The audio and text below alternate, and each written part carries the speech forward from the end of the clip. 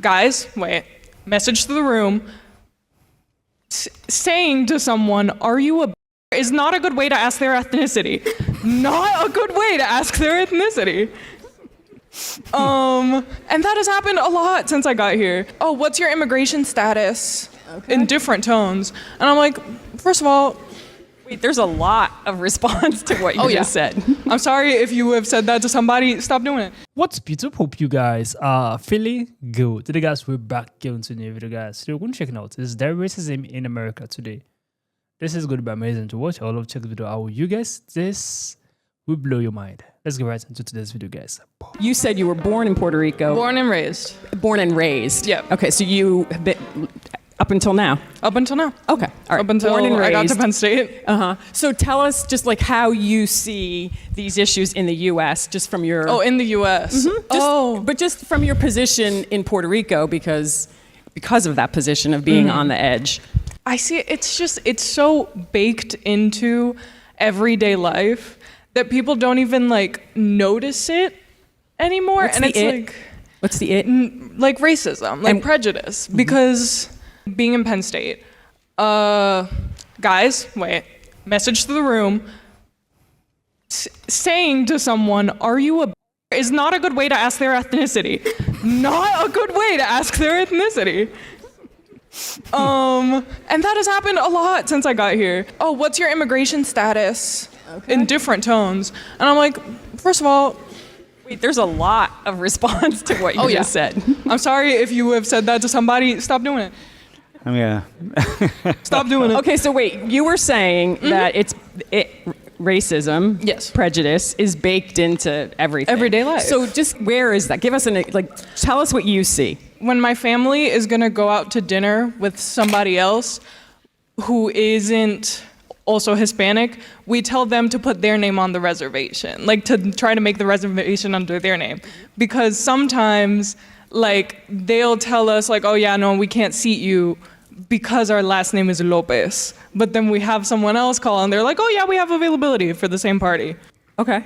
So is there any other example? That's more explicit than baked in, maybe. I don't know, maybe not.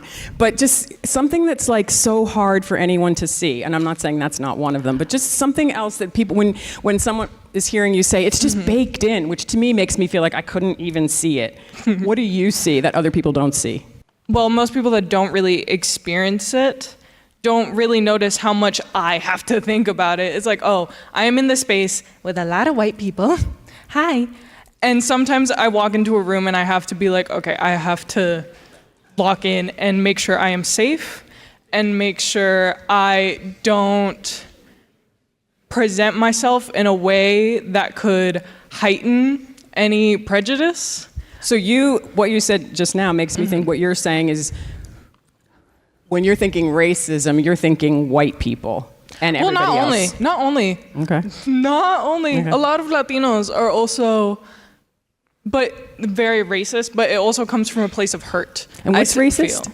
I heard a lot growing up, like, oh, don't marry that person because then your kids will end up darker and stuff like that. Like we also hold on to a lot of ideas that are rooted in racism. Skin color. Yeah. What you said about skin color, it didn't necessarily define racism. It just, but that's, I know. Yeah, but it's not only skin color, it's just falsehoods about people from other places. Okay. Like I have a lot of family members who just cannot stand Asians because they had a bad experience with an Asian once. And I'm like, but don't you think that people also think those things about like you because they had a bad experience with a Puerto Rican once? And they're like, not the same thing.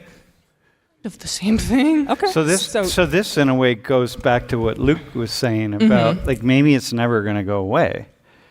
So then what's your solution?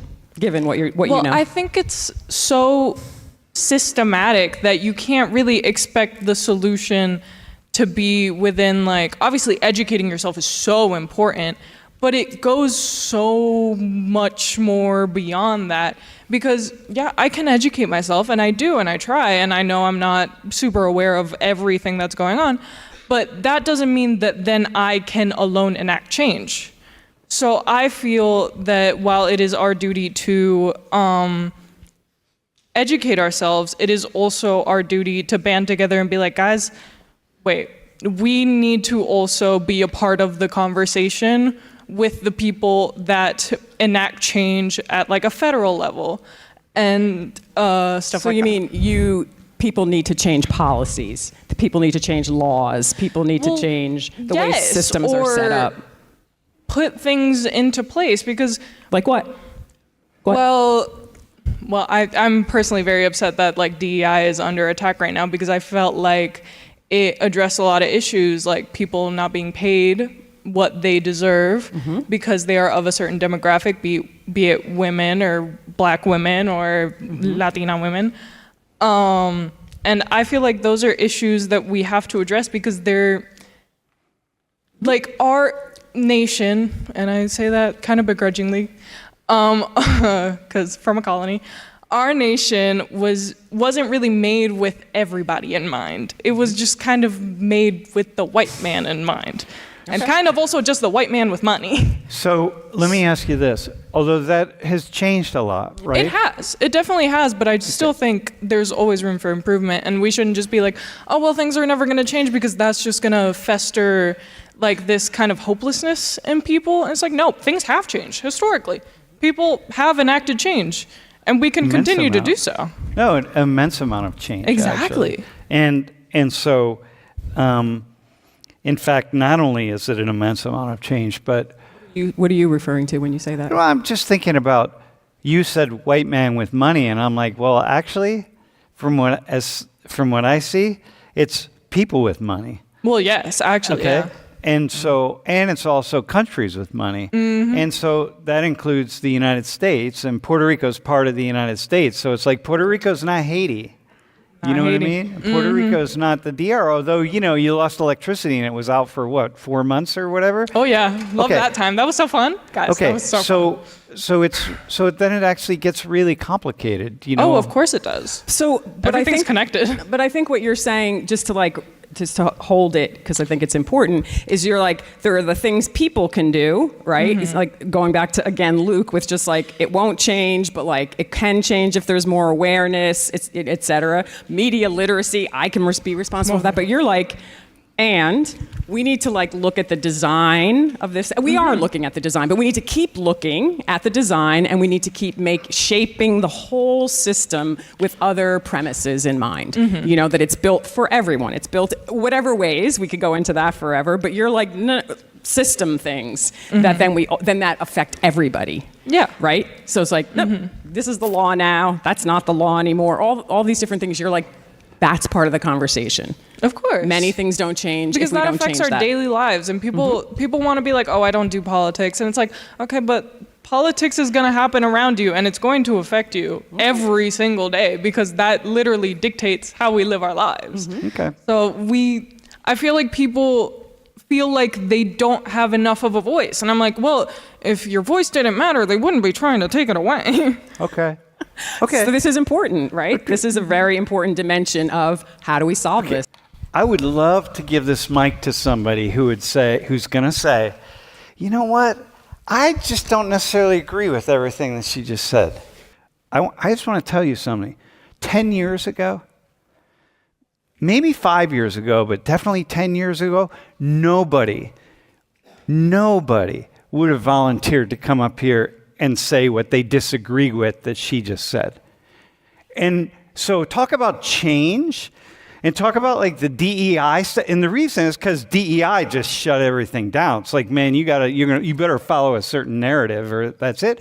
And you all are suddenly, a lot of you in here are like, oh yeah, I'll come up. You would never have come up 10 years ago. You'd have just been like, nope. I'll just sit right here, man. So anyway. And also, you said DEI shut everything down. That's not what you mean, because it also did. It opened up a lot of cool things. It opened up lots of conversations. We had great conversations in here. But all you're talking about is a dominant perspective, which I forget who was just up here when we talked about maybe it was you, progress, right? There's been progress. So this became a dominant perspective. Yeah, it became the which dominant. made other perspectives not dominant. And you're saying, oh, wow, if people disagree, so many of you, That's Fucking awesome. things are shifting. And if Anyway, that's it. if you're watching on YouTube, what you don't understand is how many people in this classroom would have come up here to speak right now, and that is something that's really a cool change that has happened because we want to hear voices. Okay. Yes, there are certain people who do come up and like might ask you, "Oh, where are you from? Like, are you from like Mexico?" There's like this like big generalization that everyone who's Hispanic is Mexican, and I'm not gonna like say that it's acceptable because it's not. There's definitely other countries there. I am from Ecuador and Costa Rica, a pretty different. Yeah, definitely. Not a pretty popular combo, but I feel like especially like in the Latin community and the Hispanic community, you can't tell who like where you're from at this point. But yeah. Anyways, but So what are you saying in this? but I was gonna touch on the fact that yes, there is this like people going like I'm not gonna ignore the fact that people do go up to you and ask you, are you from this country or are you like what your status is. Obviously, depending where you are, it might happen a lot more than others, but I'm not agreeing with the way that she might have worded it. I'm gonna give like the people the benefit of the doubt. Not everyone is like that, and you can't always assume that that's happening to everyone because that's not true. So you don't want to assume that it's a benefit of the doubt, right? Let me ask you this question. How, from where you stand, how, as a woman who, do you identify as Hispanic, Latina, what do you say? Hispanic. Just Hispanic? Yeah. Okay. How much progress when you, because you're young, how old are you? 19. Okay, you're 19. Just from your 19 years and what you hear around you, how far have we come in terms of these kinds of issues? I think the issue has definitely gotten worse in recent terms because of ICE and all the like exposure to ICE. Like the guy who's like ICE is like under a microscope. I do believe that, but I think it has always been a problem in like especially the Hispanic community. Wait, just want to. Yeah. What's the it that's been the problem? Because I want you to just define. I guess like racism and like discrimination. Like and what is that for you? When you say those words, what are you referring to? For discrimination, I feel like that is like people have like already like a mindset of how you and your people are, and then based on that like mindset, they change the way they act towards you. Do you feel that? In certain areas, yes, actually. I feel like I have like a professionalism when I'm around people who are not necessarily like me versus like people who like understand like, I guess like my heritage and like Okay, so the how do you culture. decide who so you see an old white man like me, right? You see me on that, you meet me. What would you assume about me if you just met me? I thought you were actually Spanish when I first met you. Okay. He was playing like some like Spanish rock music at the beginning. Interesting. And then you were talking with like Julie, like, can you like hear me in Spanish? So I thought I was like, oh, maybe he's like, he can pass as like Spanish. because he was speaking Spanish. But how do and I used to live in Ecuador and Costa Rica, by the way. I've been in Costa Rica. From what you know, the people, especially being from Queens and having so many people around you, so many different people, who in your mind doesn't adjust to the people that they meet that they don't know? I think it's the older generation a lot. I feel like nowadays, yes, we're a little bit more, we have exposure. I think that's the key way to, I guess, like fix the problem. But Exposure to what? I guess like everything, like certain problems, like obviously happening here in the U.S., but exposure to problems like having like happened outside of the U.S. and like just having access to that is like a really big step already compared to like the older generation where they didn't grow up on really any technology or like anything like digital. But what's the problem? Because think about your day-to-day here at Penn State, or the day-to-day of Latinos and Latinas here at Penn State, Hispanic students. What's the problem? That you're wanting to solve, that we're wanting to solve. Yeah. I think it's just like exposing people to different cultures. So that what doesn't happen? So that I guess like people don't come in with like this like strict mindset of like, oh, people are always like gonna act like this. You know what I'd like to do? I'd like to ask everybody here who's identifies in some kind of minoritized status. So you're part of the queer community, you're disabled, you're ethnic minority, a race minority, whatever, to just count up the examples, religious minority, right? You're Jewish or you're Sikh or whatever you are, and count up the examples of the problem as you encounter it throughout the next 10 weeks. And then like in the last week of class, come up and tell us how many experiences you've had.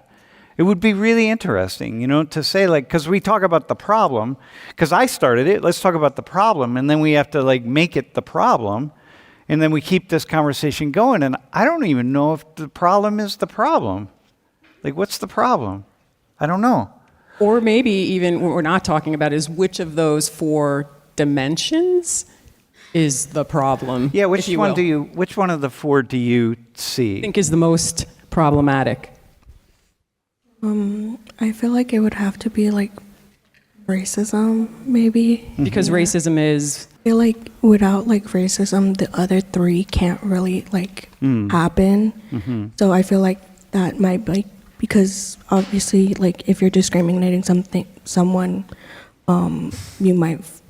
you're obviously feeling a certain way. And in this case, like since we're talking about these big 4, I feel like racism causes like a reaction towards these actions that come It might after. be the biggest impact in the system. I just want to say why bigotry is actually my favorite word on this list. Favorite, not most impactful, not whatever. And I just want to say why. In my view, at every table I've ever sat at any place that I've been in the world, every group is a bigot. Every group of people is filled with their own bigotry. And when I realize that, for me, it points to a solution as well. And so I think that when we realize that we all ignore people in need because we don't believe that certain people are in need, we only believe certain other people are in need. Okay. I think that's my favorite. It's not everyone who is Hispanic who is from Mexico. You understand? And the second lady with the black hair, like, I love how she spoke. She spoke confident. She did not sound like a victim. Do you understand?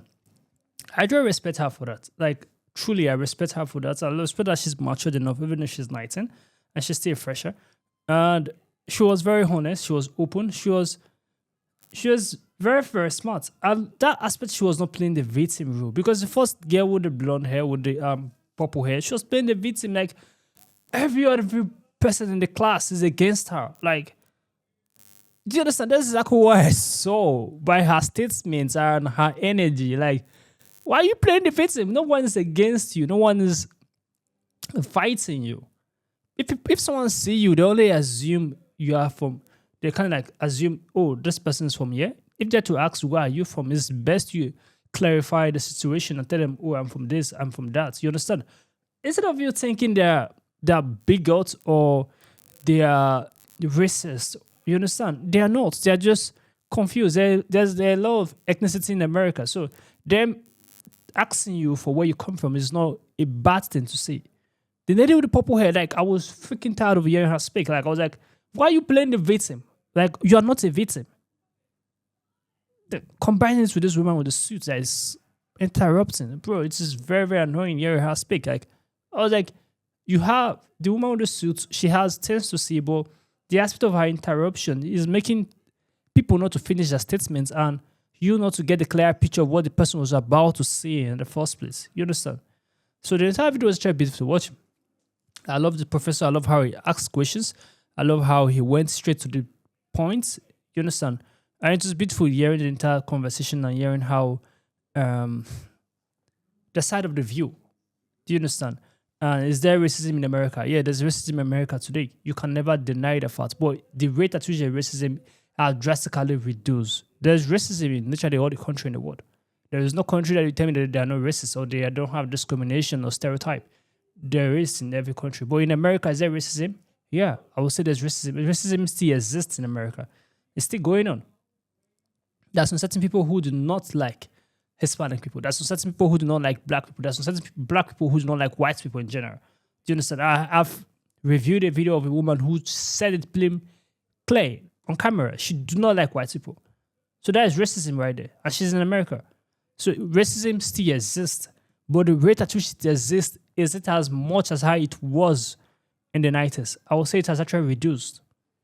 Do you understand? It's not the rate is not as much, but it has reduced. But is it still existing? Yes. Comment down below what you think about this video. This video was actually beautiful to watch. I love the entire dialogue. I love the questions that was being asked in a very respectful way. Give us a thumbs up. Share this video as many as can. Subscribe to our channel, guys. I will see you guys in the next video. Make sure you stay safe.